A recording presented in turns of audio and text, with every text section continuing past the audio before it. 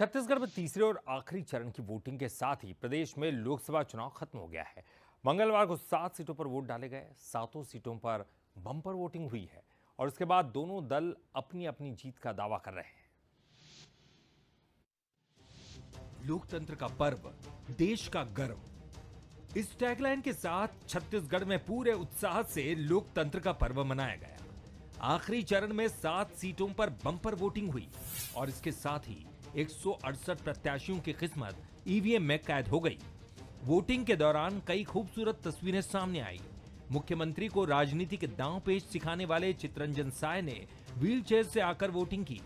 CM Sai ने भी जशपुर में परिवार के साथ वोट डाला और प्रदेश की सभी 11 सीटों पर जीत का दावा किया।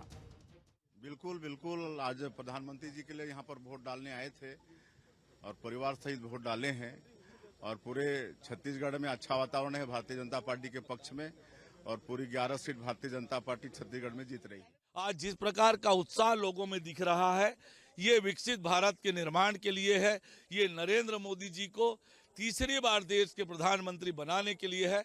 तो निश्चित रूप से 2047 के भारत के निर्माण के लिए ये मतदान हो रहा है। आज हमने मोदी जी को तीसरी बार प्रधानमंत्री बनाने के लिए अपना वोट दिया है और 400 पार होगा और मोदी जी तीसरी बार प्रधानमंत्री बनेंगे। छत्तीसगढ़ की 7 सीटों पर कई दिग्गजों की साख दांव पर है, जिनमें कैबिनेट मंत्री बृजमोहन अग्रवाल, पूर्व मंत्री शिव डहरिया, सरोज पांडे और ज्योत्सना महंत जैसे कई दिग्गज चेहरे शामिल हैं।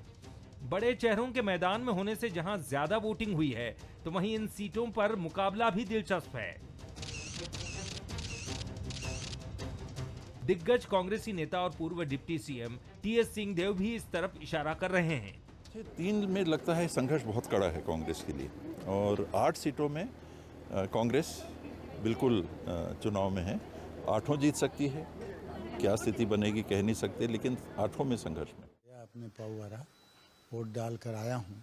रास्ते में जितने बूथ दिखे, हमारे गांव में भी जो बूथ दिखा, उसमें रुझान कांग्रेस के बूथ में ज़्यादा दिख रहा था।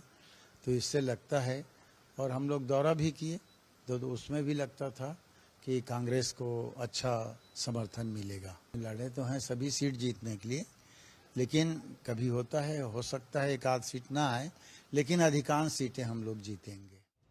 प्रदेश की जिन 7 सीटों पर वोटिंग हुई है, उनमें फिलहाल बीजेपी के पास 6 और कांग्रेस के पास 1 सीट कोरबा है। दावों और वादों के बीच जनता ने अपना फैसला सुना दिया है। अब इंतजार 4 जून का है, जब ईवीएम का पिटारा खुलेगा और तय हो जाएगा किसकी किस्मत ने दगा दिया और किसका भाग्य चमका। Bureau report, Bansal news.